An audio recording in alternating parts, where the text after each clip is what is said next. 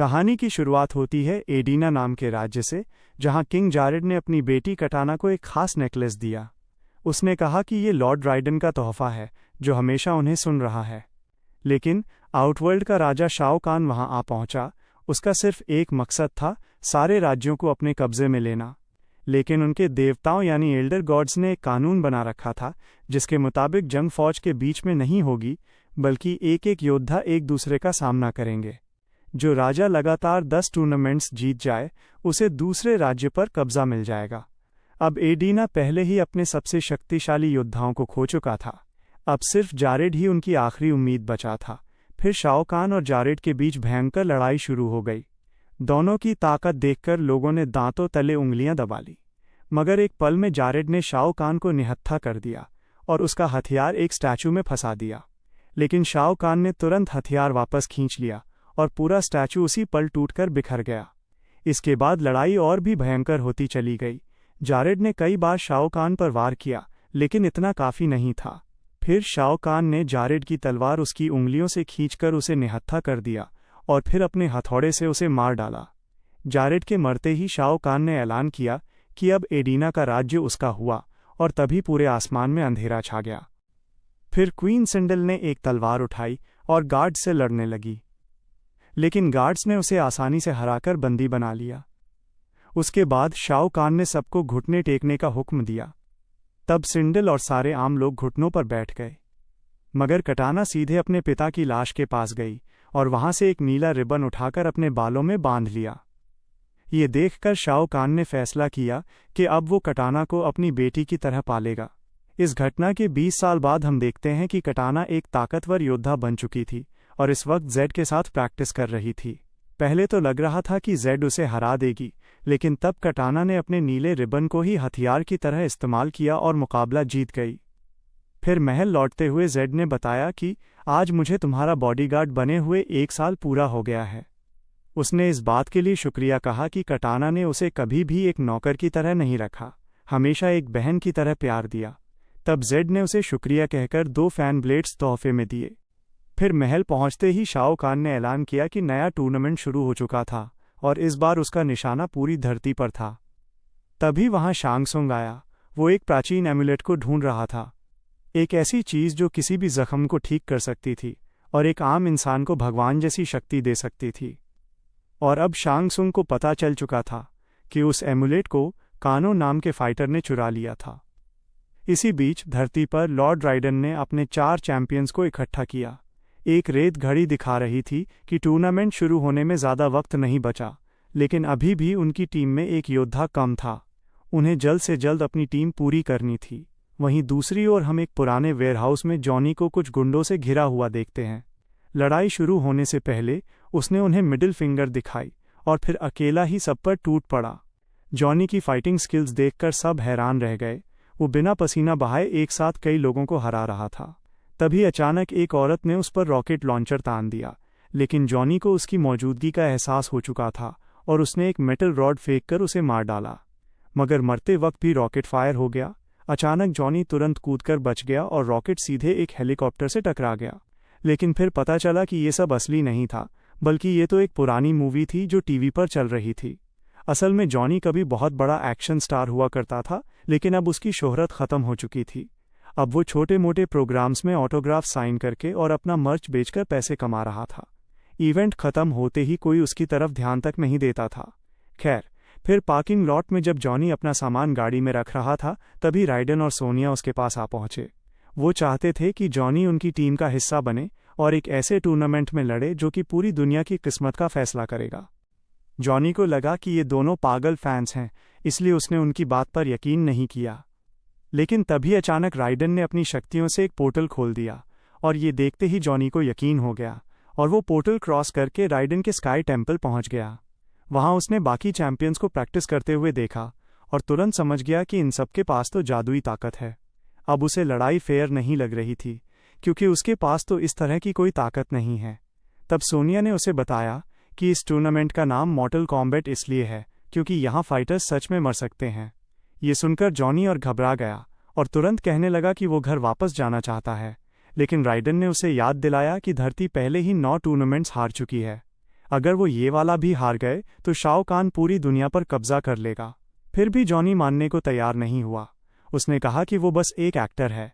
लेकिन सोनिया को पता था कि जॉनी के पास 5 ब्लैक बेल्ट्स और एक वर्ल्ड टाइटल भी था। मगर जॉनी ने समझाने की कोशिश की कि वो सब पुरानी बातें हैं और फिर वहां से चला गया। वहीं दूसरी तरफ आउटवर्ल्ड में क्वान ची काला जादू कर रहा था ताकि सभी मरे हुए चैंपियंस को वापस जिंदा किया जा सके। फिर कुछ देर बाद उसके आदमी अर्थ से कानों की लाश लेकर लौट आए और फिर क्वान ची ने अपनी काली शक्तियों का इस्तेमाल करके कानों को भी दोबारा जिंदा कर दिया। फिर जैसे ही वो होश में आया उसे याद आया कि सोनिया ने उसे मारा था और उसकी जादुई आंख भी तबाह कर दी थी। तब क्वान ची उससे एमुलेट लेकर शाओ कान के पास जाने लगा। कानो भी उसके पीछे चला गया, लेकिन तब क्वान ची ने अपनी जादुई शक्तियों से उसके लिए एक नई आंख बना दी। फिर जैसे ही कानो ने उसे लगाया तो उसने कहा कि उसका लेज़र फिर से काम कर रहा था। वहीं दूसरी तरफ स्काई टेम्पल में आखिरी रेत का दाना भी घड़ी से गिर गया और तभी सोनिया चमकने लगी। इसका मतलब था कि उसे टूर्नामेंट के पहले मुकाबले के लिए चुना गया था। फिर जैसे ही सोनिया गायब हुई, कोल को याद आया कि टूर्नामेंट में हमेशा 2 चैंपियंस को चुना जाता है। उधर एक बार में जॉनी अपनी पुरानी फाइट्स की वीडियोस देख रहा था। वो इतना हताश हो चुका था कि उसने एक और ड्रिंक मांगी, लेकिन उसी पल वो अचानक आउटवर्ल्ड में टेलीपोर्ट हो गया। वहां उसके सामने कटाना आ गई और पूरा आसमान आग की लपटों से जगमगाने लगा। जब किसी टीम के सारे चैंपियंस हार जाएंगे तो टूर्नामेंट खत्म हो जाएगा। फिर जैसे ही गॉन्ग बजा तो कटाना ने तुरंत अपना फैन ब्लेड फेंका। बेचारा जॉनी मुश्किल से बच पाया और इसके बाद कटाना एक के बाद एक उस पर जबरदस्त वार करती रही। अब जॉनी ने कुछ देर तक अच्छे से सामना किया, लेकिन फिर कटाना ने उसे जोर से गिरा दिया। अब जॉनी भी सीरियस हो गया और अपनी पूरी ताकत लगाकर वापस हमला करने लगा, लेकिन कटाना फिर भी उस पर भारी पड़ रही थी। इसके बाद जॉनी एक छत पर चढ़ गया और कटाना ने अपना फैन फेंककर उसकी टांग पर वार किया। फिर उसने जॉनी की पीठ पर कूदते हुए जॉनी को नीचे गिरा दिया। ये सब देखकर शाओ कान ने कटाना को हुक्म दिया कि वो जॉनी को ख़त्म कर दे, लेकिन कटाना रुक गई और जॉनी बेहोश हो गया। तभी आसमान में एक फ्लेम बुझ गई, जिसका मतलब था कि जॉनी फाइट हार चुका था और उसका शरीर भी वहीं से गायब हो गया। इसी बीच सोनिया का सामना सिंडल से हो रहा था, जो अब शाओ कान के चैंपियंस में से एक बन चुकी थी। जैसे ही जमीन से बड़े बड़े स्पाइक्स निकलने लगे तो सोनिया ने एनर्जी बोल्ट से हमला किया, लेकिन सिंडल उससे आसानी से बच निकली। फिर जब सोनिया ने दोबारा हमला किया तब सिंडल ने अपना बैंशी स्क्रीम इस्तेमाल किया और सोनिया को सीधे दीवार से टकरा दिया। तभी एक और स्पाइक निकला और उसने सीधे सोनिया के हाथ को चीर दिया। इसके बाद सिंडल ने दोबारा हमला किया और सोनिया उस छोटे से कमरे में इधर उधर भागने लगी। तब उसे एक हड्डियों का ढांचा मिला, जिसे उसने ढाल की तरह इस्तेमाल किया। उसका फ़ायदा उठाते हुए सोनिया ने सिंडल पर जोरदार वार किया और उसकी चीख रुक गई। उसके बाद दोनों ज़मीन पर लड़ने लगी, जबकि उनके आसपास लगातार स्पाइक्स निकल रहे थे। और फिर सिंडल ने फिर से चिल्लाने की शक्ति इस्तेमाल की, जिससे सोनिया दूर जाकर गिर पड़ी। अगले ही पल सोनिया ने अपने बोल्ट आर्म से सिंडल पर कई वार किए। फिर उसने उसका गला दबाकर स्पाइक्स की तरफ धकेलने की कोशिश की, लेकिन सिंडल ने अपनी स्क्रीम पावर्स इस्तेमाल करके खुद को बचा लिया। इसके बाद सोनिया ने तुरंत फायर बोल्ट से हमला करके उसके शरीर को छेद दिया। उसके बाद उसने अपने पैरों से सिंडल की गर्दन और सिर जकड़ लिया और उसे जोर से एक स्पाइक पर फेंक दिया। इसी के साथ आखिरकार सोनिया फाइट जीत चुकी थी। फिर फाइट खत्म होते ही सोनिया और जॉनी दोनों को वापस टेम्पल भेज दिया गया। वहां राइडन ने जॉनी को बताया कि वो टूर्नामेंट से बाहर हो चुका था। तब जॉनी उदास होकर एक कोने में जाकर बैठ गया। तब राइडन ने उसके पास आकर कहा कि गॉड्स ने उसे किसी वजह से चुना था, उसे बस सही दिशा चाहिए। खैर, फिर अगले दिन कटाना जंगल के एक छोटे मंदिर में गई और अपना नेकलेस पहन लिया। उसी पल वो टेलीपोर्ट होकर राइडन के पास जा पहुंची। तब जॉनी उसे देखकर गुस्सा हो गया, लेकिन फिर राइडन ने बताया कि वो तो शुरुआत से उनके साथ ही है और कल वाली फाइट भी उसे असली दिखानी जरूरी थी, क्योंकि शाओ कान सब देख रहा था। फिर कटाना ने बताया कि शाओ कान को एमुलेट मिल चुका था और अगर उसने किसी तरह उसे चार्ज कर लिया तो उसे रोकना नामुमकिन हो जाएगा। उसने ये भी बताया कि उसकी दोस्त जेड भी टूर्नामेंट में शामिल थी और उसने सबसे गुजारिश की कि उसके साथ अच्छा बर्ताव करें। फिर जब कटाना अपनी दुनिया में वापस लौटी तब उसे मंदिर के बाहर जेड मिली। वो चुपके चुपके उसका पीछा कर रही थी। फिर जेड ने गुस्से में कटाना को गद्दार बुलाया और कहा कि तुमने शाओ कान की तरफ वफादारी की कसम खाई थी। वहीं दूसरी तरफ राइडन के मंदिर में सब लोग हैरान रह गए। जब उनका पुराना दोस्त कुंग लाओ अचानक से वहां पर आया। असल में सबके मुताबिक वो मर चुका था, लेकिन क्योंकि क्वान ची ने उसे दोबारा जिंदा किया था, इसलिए वो अब भी टूर्नामेंट का हिस्सा था। बस इस बार दुश्मन की साइड से लड़ने के लिए। फिर उसने सिर्फ अपना हाथ घुमाया और उसकी हैट ने अचानक हवा में उड़कर राइडन के गले को चीर दिया। इसके बाद 3 चैंपियंस वहां से गायब हो गए और फिर कुंग लाओ को भी टूर्नामेंट के लिए बुला लिया गया। गायब होने से पहले उसने अपने साथियों को चुनौती दी। इसी बीच सोनिया का सामना क्वान ची से हो रहा था। उधर जॉनी पर शांग त्सुंग ने हमला कर दिया था। उसने जॉनी की एनर्जी अपने अंदर संभाली और उसे जोर से दीवार में फेंक दिया। फिर राइडन ने जख्मी हालत में वहां से निकलने की कोशिश की, लेकिन शांग त्सुंग उसकी ताकत को भी एमुलेट के अंदर खींचने लगा। तब अचानक सोनिया ने तुरंत एक एनर्जी बोल्ट फायर कर दिया। हमला होते ही उनके दुश्मन टेलीपोर्ट होकर वहां से गायब हो गए। वहीं दूसरी तरफ आउटवर्ल्ड में क्वान ची ने एमुलेट को शाओ कान के सीने में फिट कर दिया था ताकि वो अमर बन सके। फिर कुछ ही देर बाद सीवर्स में शाओ कान का सामना कोल से हुआ। कोल ने बिना वक्त गवाए सीधे हमला कर दिया, लेकिन शाओ कान ने उसे आसानी से नीचे गिरा दिया। फिर कोल ने एक शक्ति की किरण फायर की जो बस शाओ कान का हथौड़ा गिरा पाई। उसके बाद दोनों के बीच असली फाइट शुरू हुई। दोनों एक दूसरे पर लगातार वार करते रहे। काफी जद्दोजहद के बाद कोल की बीम आखिरकार शाओ कान को जा लगी, लेकिन उससे कोई नुकसान नहीं हुआ। वो बस हल्का सा पीछे हटा, लेकिन कोल भी हार मानने को तैयार नहीं था। वो लगातार हमले करता ही रहा। उसने शाओ कान के गले पर वार किया और उसके सीने में तलवार तक घुसा दी, मगर हर जख्म कुछ ही पलों में भर जाता था। अगले ही पल शाओ कान ने अपने हैमर से कोल पर एक भयंकर वार किया और कोल वहीं मारा गया। फिर उसने कोल की लाश सीधे पानी में फेंक दी। वहीं दूसरी तरफ जैक्स का सामना जेड से हो रहा था। लड़ाई शुरू होते ही जैक्स ने उसे समझाने की कोशिश की कि तुम गलत साइड के लिए लड़ रही हो। फिर उसने अपनी रोबोटिक आर्म्स का इस्तेमाल करके जेड के हथियार को तोड़ने की कोशिश की, लेकिन उसका हथियार काफ़ी शक्तिशाली निकला। फिर दोनों के बीच ज़बरदस्त फाइट चलती रही। कई बार हमला करने के बाद जैक्स आखिरकार जेड को निहत्था करने में कामयाब हुआ, लेकिन जेड फिर भी लड़ती रही। बस अब वो जैक्स को रोक नहीं पा रही थी। कुछ ही पलों में वो ज़मीन पर गिर पड़ी और जैक्स फाइट जीत गया। फिर जेड ने उसे कहा कि वो फाइट ख़त्म करे, लेकिन जैक्स को याद आ गया कि कटाना ने पहले जॉनी की जान बख्श दी थी। इसलिए उसने जेड को मारने के बजाय उसका हाथ पकड़कर उसे उठाया ताकि दोनों बराबर हो जाएं। वहीं दूसरी तरफ कुंग लाओ का सामना लियू कॉन्ग से हुआ। फाइट शुरू होते ही लियू कॉन्ग ने उसकी हैट ब्लेड पर आग से हमला किया, लेकिन फिर भी उसे साइड में हटना पड़ा। ये जंग और भी खतरनाक थी क्योंकि लियू कॉन्ग को सिर्फ कुंग लाओ के हमले से नहीं, बल्कि उसकी उड़ती हुई हैट से भी बचना पड़ रहा था। काफ़ी देर तक दोनों एक दूसरे पर भारी पड़ने की कोशिश करते रहे। आखिरकार कुंग लाओ ने लियू कॉन्ग पर दबदबा बनाने के लिए उसे एक पिलर के सामने धकेल दिया। अब वो उसे मारने ही वाला था। तभी अचानक लियू कॉन्ग ने उसे याद दिलाया कि वो दोनों कभी एक ही साइड पर थे, लेकिन इसका कुंग लाओ पर कोई असर नहीं पड़ा। वो लगातार वार करता रहा और अपनी हैट को पोर्टल की तरह इस्तेमाल करके बार बार टेलीपोर्ट होने लगा। आखिरकार लियू कॉन्ग को समझ आ गया था कि उसका दोस्त वापस नहीं आने वाला। तब उसने कुंग लाओ की हैट को आग लगा दी। हैट जलते हुए कुंग लाओ के हाथ में पहुंची, लेकिन उसने एक ही झटके में आग बुझा दी। फिर लड़ाई और भयानक होती चली गई। हैट और आग के गोले लगातार हवा में टकरा रहे थे। फिर लियू कॉन्ग ने अपनी शक्तियों का इस्तेमाल अपनी टांगों पर किया और ज़बरदस्त किक मारी। इस हमले से कुंग लाओ की हैट ज़मीन में फंस गई।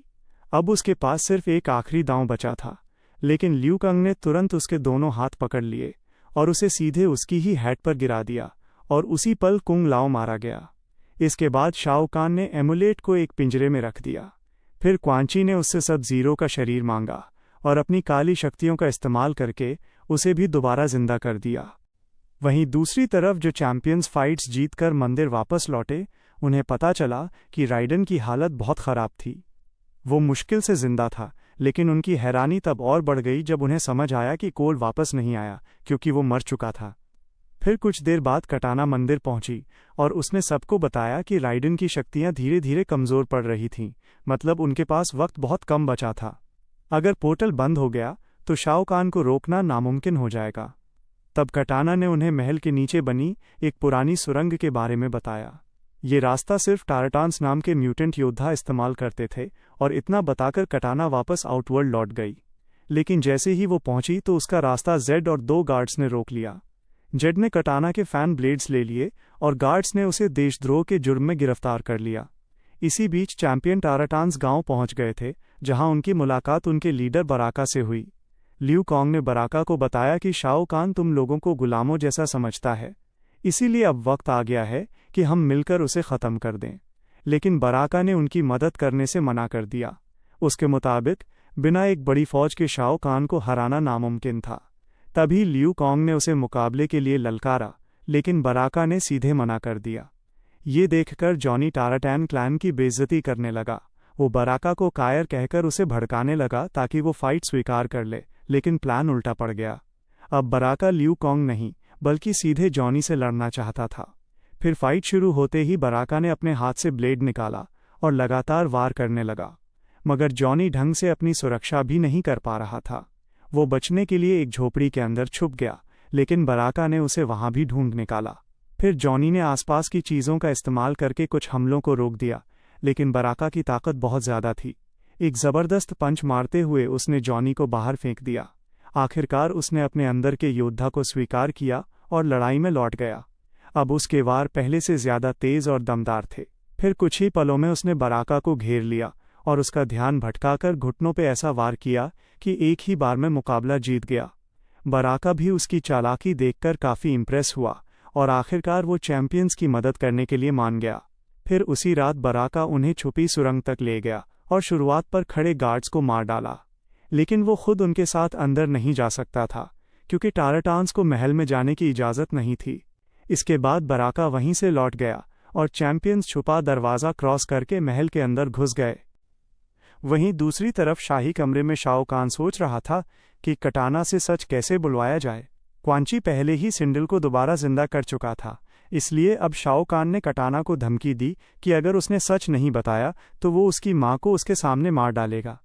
आखिरकार कटाना टूट गई। उसने कबूल किया कि वो धरती पर गई थी, लेकिन उसने ये बात झूठ बोल दी कि वो राइडन से बस मिलना चाहती थी, लेकिन उसे कभी ढूंढ ही नहीं पाई। ये सुनते ही शाओ कान ने हुक्म दिया कि कटाना को जंजीरों से बांध दिया जाए ताकि सबको पता चले कि गद्दारों का क्या अंजाम होता है। इसी बीच महल के रास्तों में चैंपियंस अलग अलग हो गए ताकि एमुलेट को ढूंढ सकें, लेकिन उन्हें पता नहीं था कि कोई अंधेरे में छुपकर उन पर नज़र रखे हुए था। इधर सबसे पहले लियू कॉन्ग को एमुलेट मिल गया, लेकिन उसी पल शाओ कान उसके सामने आ गया। फिर दोनों के बीच तुरंत भयंकर फाइट शुरू हो गई। लियू कॉन्ग समझ गया था कि नॉर्मल हमले शाओ कान पर कोई असर नहीं कर रहे, इसलिए उसने अपनी खास शक्ति का इस्तेमाल किया। उसने 2 बड़े फायर ड्रैगन्स को बुलाया जो सीधे शाओ कान की तरफ बढ़े। कुछ पलों तक शाओ कान आग के बीच खड़ा रहा, लेकिन फिर भी उसे एक खरोंच तक नहीं आई। उसके बाद दोनों हाथापाई पर उतर आए। काफ़ी कोशिशों के बाद वो उसे निहत्था करने में कामयाब हो गया। फिर उसने हथौड़ा उठाया और एमुलेट वाले पिंजरे को तोड़ने की कोशिश की, लेकिन शाओ कान ने तुरंत उसे रोक दिया और ज़ोर से नीचे गिरा दिया। तभी जैक्स भी वहां पहुंच गया। अब लियू कॉन्ग अपने सबसे शक्तिशाली आग के हमलों से शाओ कान का ध्यान भटकाने लगा, जबकि जैक्स अपने रोबोटिक बाजुओं से पिंजरा तोड़ने की कोशिश कर रहा था। लेकिन जैसे ही जैक्स एमुलेट पकड़ने वाला था, शाओ कान ने लियू कॉन्ग को दूर फेंक दिया और सीधे जैक्स पर हमला कर दिया। उसी वक्त जॉनी और सोनिया भी वहां पर पहुंच गए। फिर शाओ कान ने अपना हथौड़ा सीधे जैक्स के एक रोबोटिक बाजू में घुसा दिया और उसे पूरी तरह खींचकर अलग कर दिया। तब सोनिया ने तुरंत एनर्जी बोल्ट से हमला किया, लेकिन शाओ कान ने वही टूटी हुई बाजू उठाकर उस पर फेंक दी। उसकी ताकत इतनी ज़्यादा थी कि सिर्फ कुछ हमलों में ही सोनिया भी ज़मीन पर गिर पड़ी। जब शाओ कान उसे ख़त्म करने वाला था, तब जैक्स अपने बचे हुए इकलौते बाजू से बीच में आ गया। फिर दोनों कुछ देर और लड़े, लेकिन शाओ कान ने फिर से जैक्स को नीचे गिरा दिया और इस बार उसकी दूसरी बाजू को भी हथौड़े से कुचल दिया। वहीं दूसरी तरफ जॉनी एमुलेट की तरफ भागा, लेकिन उससे पहले ही सब ज़ीरो सामने आ गया और एमुलेट ले गया। इतना ध्यान भटकते ही शाओ कान ने जैक्स को एक पिलर से दे मारा और फिर उसके हाथ और गले पर वार करके उसे बेरहमी से मार डाला। ये देखकर सोनिया गुस्से में शाओ कान की बेइज्जती करने लगी, मगर उसी पल दोनों अगले टूर्नामेंट फाइट के लिए टेलीपोर्ट हो गए। उधर सब ज़ीरो के जाते ही गार्ड्स का एक ग्रुप वहां आया, जिनके साथ कानो भी था। वो आते ही जॉनी की मूवीज़ की बेइज्जती करने लगा। इससे पहले कि गार्ड्स जॉनी को कैप्चर कर पाते, कानो ने सबको एक लाइन में खड़ा कर दिया और एक ही लेज़र शॉट में सबको मार डाला। इसके बाद कानो और जॉनी मंदिर वापस लौट गए। कानो ने बताया कि मुझे आउटवर्ल्ड की खतरनाक जिंदगी के बजाय धरती का सुकून ज़्यादा पसंद है, इसीलिए अब वो उनकी मदद करना चाहता था। फिर उसने खुलासा किया कि सब ज़ीरो एम्यूलेट को नेदरवर्ल्ड में ले गया था, यानी मुर्दों की दुनिया में।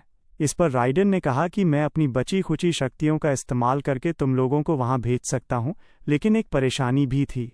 अगर वो एम्यूलेट को तबाह करके राइडन की शक्तियां वापस नहीं ला पाएं, तो वो सब हमेशा के लिए नेदर रेल्म में फंस जाएंगे और वहां जिंदा रहने के लिए उन्हें एक गाइड की भी ज़रूरत पड़ेगी। इसके बाद नेदर रेल्म पहुंचने पर जॉनी और कानो की मुलाकात स्कॉर्पियन की आत्मा से हुई। दोनों ने उसे गाइड बनने को कहा। पहले तो स्कॉर्पियन ने सीधे मना कर दिया, लेकिन जैसे ही उसने सुना कि सब ज़ीरो दोबारा जिंदा हो चुका था, तो उसका मन बदल गया।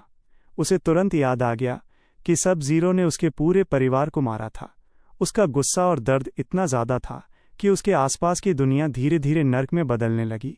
फिर अगले ही पल उसके शरीर पर सुरक्षा कवच आ गया और फिर उसने उनकी मदद करने के लिए हाँ कर दी। वहीं दूसरी तरफ आउटवर्ल्ड में जेड ने कटाना को टाउन स्क्वायर में चेन से बांध दिया था। अब कटाना बार बार जेड के अंदर की अच्छाई को उसे दिखाने की कोशिश में लगी रही, लेकिन जेड ने उसकी एक ना सुनी। उसके बाद जेड शांग सुंग के पास गई और कहा कि वो एमुलेट की सुरक्षा में मदद करना चाहती थी। तब शांग सुंग ने अपनी शक्तियों से उसके हथियार को जागृत कर दिया। वहीं टाउन स्क्वायर में इसी वक्त ल्यू कॉन्ग और सोनिया कटाना तक पहुंच गए, लेकिन वो कुछ कर पाते उससे पहले ही शाओ कान आखिरी टूर्नामेंट फाइट के लिए सामने आ गया। तब सोनिया और ल्यू कॉन्ग ने मिलकर उसका सामना करने की पूरी कोशिश की। दोनों अपनी शक्तियों का भरपूर इस्तेमाल कर रहे थे, लेकिन शाओ कान उन पर बहुत भारी पड़ रहा था। वो आसानी से दोनों को हैंडल कर रहा था। फिर कुछ ही देर में उसने सोनिया को नीचे गिरा दिया और वो उसे मारने ही वाला था, लेकिन तभी ल्यू कॉन्ग ने अपनी आग की शक्ति से उसे रोक दिया। उधर नेदर रेल्म में काफ़ी देर भटकने के बाद ग्रुप का सामना आखिरकार सब ज़ीरो से हुआ। अब उसके पास एक नई परछाई की शक्ति थी, जिससे वो अपने डुप्लीकेट्स पैदा कर सकता था। उसके डुप्लीकेट्स जॉनी और कानो से लड़ने लगे, जबकि असली सब ज़ीरो का सामना स्कॉर्पियन कर रहा था। सब ज़ीरो की नई शक्तियाँ उसे ठोस चीज़ों के आर पार जाने और अचानक गायब होने की शक्ति दे रही थी, और उसके डुप्लीकेट्स भी वही शक्तियाँ इस्तेमाल कर रहे थे। आखिरकार काफ़ी मुश्किलों के बाद जॉनी ने एक डुप्लीकेट को पकड़ लिया और उसे ज़ोर से पकड़ कर रखा। तब कानो ने अपने लेज़र से उस डुप्लीकेट को तबाह कर दिया, लेकिन तभी दूसरा डुप्लीकेट पीछे से आया और उसने कानो को पकड़ लिया। तभी कानो ने तुरंत शैडो के बेल्ट पर लेज़र से हमला किया, जिससे एमुलेट नीचे गिर गया। उसके बाद वो शैडो भी गायब हो गई। उधर जॉनी ज़मीन पर फिसलता हुआ गया और नरक की आग में गिरने से पहले ही एमुलेट को पकड़ लिया। मगर अब दिक्कत ये थी कि उन्हें एमुलेट तबाह करना था, लेकिन कैसे इसका किसी को पता नहीं था। तभी वो डुप्लीकेट अचानक दोबारा सामने आ गया। फिर कानो ने तुरंत जॉनी को एमुलेट लेकर भागने को कहा, जबकि वो खुद रुककर इसका सामना करने लगा। फिर डुप्लीकेट ने कानो को धक्का देकर उसे एज से नीचे गिरा दिया, लेकिन कानो किसी तरह दीवार में अपना चाकू घुसाकर बच गया और किसी तरह खुद को बचा लिया।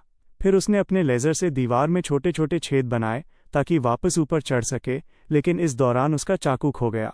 वहीं दूसरी तरफ डुप्लीकेट वापस गया ताकि असली सब ज़ीरो के साथ मिलकर स्कॉर्पियन से लड़ सके। अब स्कॉर्पियन भी अपनी चेन शक्ति का इस्तेमाल करके दोनों योद्धाओं का एक साथ सामना कर रहा था। उधर आउटवर्ल्ड में ल्यू कॉन्ग अब भी शाओ कान से लड़ रहा था। उसने अपनी आग की शक्ति से शाओ कान के हथौड़े को रोकने की कोशिश की, लेकिन इसका कोई फायदा नहीं हुआ। अगले ही पल शाओ कान ने हथौड़ा घुमाया और उसके हैंडल से ल्यू कॉन्ग पर वार किया। मरने से पहले ल्यू कॉन्ग ने बस इतना कहा कि उसकी तकदीर में कुंग लाओ को वापस लाना लिखा था, और फिर उसका शरीर आग के एक परिंदे में बदलकर गायब हो गया। इसी बीच सोनिया ने अपनी ताकत से चेन्स को तोड़कर कटाना को आज़ाद कर दिया, लेकिन शाओ कान ने तुरंत हथौड़े से वार करके सोनिया को भी हरा दिया। तब आसमान में जल रही आखिरी रोशनी भी बुझ गई और शाओ कान ने ऐलान कर दिया कि अब धरती पर उसका कब्जा हो चुका था, लेकिन असली शौक अभी बाकी था। अचानक कटाना ने अपने फैन ब्लेड्स को जागृत किया और सबके सामने उसने ऐलान किया कि अब वो धरती की तरफ से लड़ेगी। उसी पल आसमान में एक नई लाइट जल उठी, जिसने कटाना को नया चैंपियन स्वीकार कर लिया था।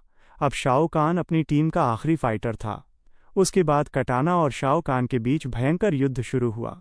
कटाना ने कई बार अपने ब्लेड से उस पर वार किया, लेकिन फिर भी शाओ कान को नुकसान पहुंचाना नामुमकिन लग रहा था। वहीं नेदर रेल्म के अंदर जॉनी स्कॉर्पियन की शक्तियां देख रहा था और समझने की कोशिश कर रहा था कि एमुलेट को तबाह कैसे किया जाए। तभी डुप्लीकेट ने उसे देख लिया और टेलीपोर्ट होकर सीधे उसके सामने आ गया। उसने जॉनी को पकड़कर एज के ऊपर लटका दिया ताकि उसे धमका सके, लेकिन जॉनी ने एमुलेट देने से साफ मना कर दिया। फिर उसने डुप्लीकेट को किक मारी और वो सीधे नीचे गिर गया। उसका शरीर नीचे एक प्लेटफॉर्म पर जा गिरा। उसी वक्त उसके हाथ से एमुलेट भी छूट गया। अगले ही पल डुप्लीकेट फिर से उठकर सब जीरो की लड़ाई में लौट गया। अब दोनों शैडोज बार बार अलग होकर और फिर एक साथ जुड़कर स्कॉर्पियन पर हमला करने लगे थे, मगर जैसे ही दोनों शैडोज एक ही शरीर में जा मिले तब स्कॉर्पियन ने तुरंत अपनी चेन्स उसके अंदर घुसा दी। फिर उसने डुप्लीकेट को खींचकर बाहर निकाला और अपनी तलवार से उसे 2 टुकड़ों में काट दिया। उधर शाओ कान ने कटाना को जोर का वार करके बेहोश कर दिया। इसी बीच सब जीरो लड़ाई छोड़कर एमुलेट लेने के लिए भागा। एमुलेट हाथ में आते ही वो जॉनी को मारने के लिए तैयार हो गया, लेकिन तभी जेड वहां आ पहुंची।